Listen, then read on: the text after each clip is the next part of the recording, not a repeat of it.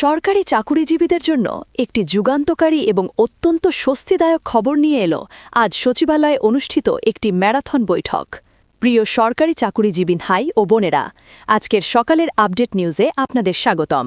যারা আমাদের চ্যানেলে নতুন তারা এখনই চ্যানেলটি সাবস্ক্রাইব করুন, আর হ্যাঁ, অবশ্যই কমেন্ট করে জানাবেন আপনারা কে কোন জেলা থেকে আমাদের ভিডিওটি দেখছেন। তবে চলুন কথা না বাড়িয়ে আজকের সর্বশেষ সংবাদটি জেনে নিন। টানা 4 ঘণ্টা ধরে চলা এই উচ্চ পর্যায়ের বৈঠক শেষে নবম পে স্কেল নিয়ে একই সাথে আশা এবং সুস্পষ্ট দিক নির্দেশনার কথা জানালেন অর্থমন্ত্রী আমির খসরু মাহমুদ চৌধুরী। বিগত বেশ কয়েক বছর ধরে পে স্কেল ইস্যুতে সরকারি কর্মকর্তা এবং কর্মচারীদের মাঝে যে গভীর অনিশ্চয়তা এবং চাপা ক্ষোভ বিরাজ করছিল, আজকের এই দীর্ঘ এবং তাৎপর্যপূর্ণ বৈঠকের পর তা অনেকটাই কেটে গেছে বলে মনে করছেন সংশ্লিষ্ট সকলেই। বৈঠক শেষে অর্থমন্ত্রীর অত্যন্ত সংক্ষিপ্ত কিন্তু সুদূর প্রসারী এবং তাৎপর্যপূর্ণ বক্তব্য থেকে একটি বিষয় একেবারেই স্পষ্ট হয়ে গেছে যে বর্তমান সরকার এই পে স্কেল বা বেতন কাঠামোর বিষয়টিকে শুধুমাত্র একটি গতানুগতিক প্রশাসনিক সিদ্ধান্ত হিসেবে বিবেচনা করছে না, বরং সরকার এই পুরো বিষয়টিকে দেশের সামগ্রিক অর্থনৈতিক স্থিতিশীলতা, বর্তমান বাজারের লাগামহীন মূল্যস্ফীতির মারাত্মক চাপ, সরকারের অভ্যন্তরীণ রাজস্ব আয়ের কঠিন বাস্তবতা এবং সর্বোপরি সাধারণ কর্মচারীদের প্রতিনিয়ত বাড়তে থাকা জীবনযাত্রার ব্যয়ের সঙ্গে সরাসরি সম্পর্কিত একটি অত্যন্ত গুরুত্বপূর্ণ জাতীয় ইস্যু হিসেবেই সর্বোচ্চ গুরুত্বের সাথে দেখছে।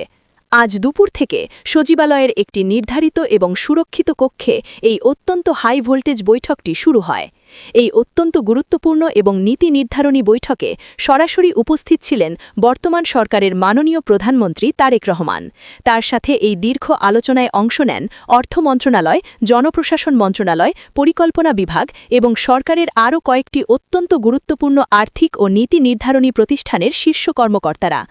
বৈঠকের শুরু থেকেই আলোচনার মূল কেন্দ্রে উঠে আসে দেশের সরকারি কর্মচারীদের বর্তমান বেতন কাঠামো বাস্তব জীবনের নির্মম বাস্তবতার সঙ্গে আসলে কতটা সামঞ্জস্যপূর্ণ সেই বিষয়টি।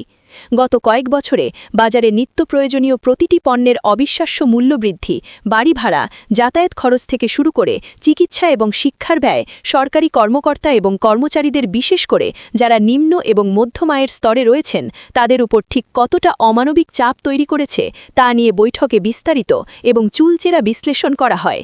এর পাশাপাশি নতুন পে স্কেল বাস্তবায়িত হলে সরকারের রাজস্ব ব্যয়ের ওপর ঠিক কী ধরনের বিশাল প্রভাব পড়তে পারে এবং সেই বাড়তি ব্যয় সরকার কিভাবে সামাল দেবে, সেই সব অত্যন্ত স্পর্শকাতর এবং গুরুত্বপূর্ণ দিক নিয়েও বিস্তর আলোচনা হয়। বৈঠক শেষে অপেক্ষমান সাংবাদিকদের সঙ্গে আলাপকালে মাননীয় অর্থমন্ত্রী অত্যন্ত আন্তরিকতার সাথে বলেন যে বর্তমান সরকার দেশের লক্ষ লক্ষ সরকারি কর্মচারীদের প্রাত্যহিক জীবনের নিদারুণ কষ্ট এবং তাদের দীর্ঘদিনের লালিত প্রত্যাশা সম্পর্কে সম্পূর্ণভাবে অবগত রয়েছে। সরকার এই বিষয়ে অন্ধ বা বধির নয়, বরং সরকার একটি অত্যন্ত সময়োপযোগী, বাস্তবসম্মত এবং দীর্ঘমেয়াদী স্থায়ী সমাধানের দিকেই অত্যন্ত দৃঢ় পদক্ষেপে এগিয়ে যাচ্ছে। তিনি তার বক্তব্যে অত্যন্ত স্পষ্টভাবে ইঙ্গিত দেন যে আসন্ন নতুন বেতন কাঠামোতে শুধুমাত্র মূল বেতন বা বেসিক স্যালারি বৃদ্ধির গতানুগতিক ধারায় সরকার সীমাবদ্ধ থাকতে চাইছে না, বরং এমন একটি আধুনিক এবং যুগোপযোগী কাঠামো বিবেচনায় আনা হচ্ছে যেখানে মূল বেতনের পাশাপাশি বাড়ি ভাড়া, চিকিৎসা ভাতা, যাতায়াত ভাতা, শিক্ষা ভাতা এবং অন্যান্য সকল সুযোগ সুবিধার ক্ষেত্রেও একটি অত্যন্ত যৌক্তিক এবং বাস্তবসম্মত সমন্বয় সাধন করা হবে। তার ভাষায়, একটি দেশের সার্বিক উন্নয়ন এবং অগ্রযাত্রার ধারাকে অব্যাহত রাখতে হলে যারা প্রশাসনের প্রতিটি স্তরে দিনরাত নিরলসভাবে কাজ করে যাচ্ছেন, সেই সব কর্মচারীদের আর্থিক নিরাপত্তা এবং মানসিক প্রশান্তি নিশ্চিত করা সরকারের অন্যতম প্রধান দায়িত্ব এবং কর্তব্য। তবে কর্মচারীদের আশ্বস্ত করার পাশাপাশি মাননীয় অর্থমন্ত্রী দেশের সামগ্রিক অর্থনীতির কথা বিবেচনা করে অত্যন্ত সতর্কতার সাথে এও মনে করিয়ে দেন যে রাষ্ট্র পরিচালনার ক্ষেত্রে যে কোনো বড় আর্থিক সিদ্ধান্ত নেওয়ার আগে দেশের সামগ্রিক অর্থনৈতিক ভারসাম্য বজায় রাখার বিষয়টি সবার আগে ভাবতে হবে।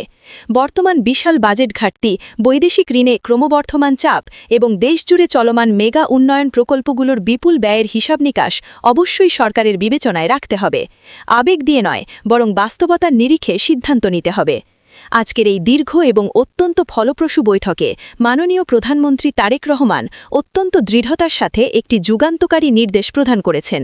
তিনি সংশ্লিষ্ট সকল দপ্তরকে অত্যন্ত স্পষ্ট ভাষায় নির্দেশ দিয়েছেন যে আগামী 1 মাসের মধ্যে সরকারি কর্মচারীদের বহু কাঙ্ক্ষিত নতুন পে স্কেল কার্যকর করার যাবতীয় প্রস্তুতি সম্পন্ন করতে হবে। শুধু তাই নয়, আগামী 1 মাসের মধ্যে এই নতুন বেতন কাঠামো সংক্রান্ত যাবতীয় গ্যাজেট এবং আনুষ্ঠানিক প্রজ্ঞাপন চূড়ান্ত করে তা জমা দেওয়ার জন্য তিনি কড়া নির্দেশ দিয়েছেন। প্রধানমন্ত্রীর এই নির্দেশের পরপরই নতুন পে স্কেল বাস্তবায়নের চূড়ান্ত সিদ্ধান্ত নেওয়ার জন্য একটি 9 সদস্যের অত্যন্ত শক্তিশালী নতুন পে কমিশন বা সচিব কমিটি গঠনের আনুষ্ঠানিক ঘোষণা দেওয়া হয়েছে। অত্যন্ত আনন্দজনক খবর হল যে এই নবগঠিত শক্তিশালী কমিটি আগামী রবিবার থেকেই তাদের আনুষ্ঠানিক কার্যক্রম পুরোদমে শুরু করে দেবে। এই 9 সদস্যের উচ্চ পর্যায়ের কমিটির মূল দায়িত্ব হবে নতুন পে স্কেলের অত্যন্ত মসৃণ বাস্তবায়ন নিশ্চিত করা, সরকারের বিভিন্ন দপ্তরের বেতন কাঠামোর মধ্যে থাকা বৈষম্য দূর করে একটি যৌক্তিক সমন্বয় সাধন করা এবং সর্বোপরি সাধারণ কর্মচারীদের আকাশচুম্বী প্রত্যাশা এবং দেশের বর্তমান আর্থিক সক্ষমতা একটি চমৎকার এবং টেকসই ভারসাম্য রক্ষা করা। টানা 4 ঘণ্টার এই দীর্ঘ বৈঠক শেষ হলেও সারা দেশে নবম পে স্কেল ইস্যুতে কর্মচারীদের মাঝে উত্তেজনা এবং প্রাপ্তির প্রত্যাশা আরও কয়েক হাজার গুণ বেড়ে গেছে। দেশের আনাচে কানাচে ছড়িয়ে থাকা লক্ষ লক্ষ সরকারি চাকুরিজীবী এবং তাদের পরিবারের সদস্যদের মধ্যে এখন নতুন করে এক প্রবল আশার আলো এবং সঞ্চার হয়েছে বলে মনে করা হচ্ছে যে তাদের দীর্ঘ 11 বছরের বঞ্চনা, হতাশা এবং বহুদিনের প্রাণের দাবি অবশেষে একটি সুন্দর বাস্তবতার মুখ দেখতে যাচ্ছে। যদিও অর্থমন্ত্রীর বক্তব্যে সরাসরি একেবারে সুনির্দিষ্ট টাকার অঙ্ক বা শতাংশের ঘোষণা ছিল না, তবে তার ইতিবাচক শারীরিক ভাষা, প্রধানমন্ত্রীর 1 মাসের আল্টিমেটাম এবং রবিবার থেকে কমিটির কাজ শুরু করার ঘোষণা থেকে সেই সিদ্ধান্ত যে আর খুব বেশি দূরে নয়, সেই অত্যন্ত স্পষ্ট এবং উজ্জ্বল ইঙ্গিতটি সবার কাছেই পরিষ্কার হয়ে গেছে। এখন শুধু সেই কাঙ্ক্ষিত প্রজ্ঞাপনের অপেক্ষায় প্রহর গুনছেন দেশের লক্ষ লক্ষ সরকারি চাকুরিজীবী। ভিডিওটি খুবই জরুরি, তাই দয়া করে সবার সাথে ভিডিওটি শেয়ার করতে ভুলবেন না। আর নতুন ভিডিও আপডেট পেতে এখনই চ্যানেলটি সাবস্ক্রাইব করুন।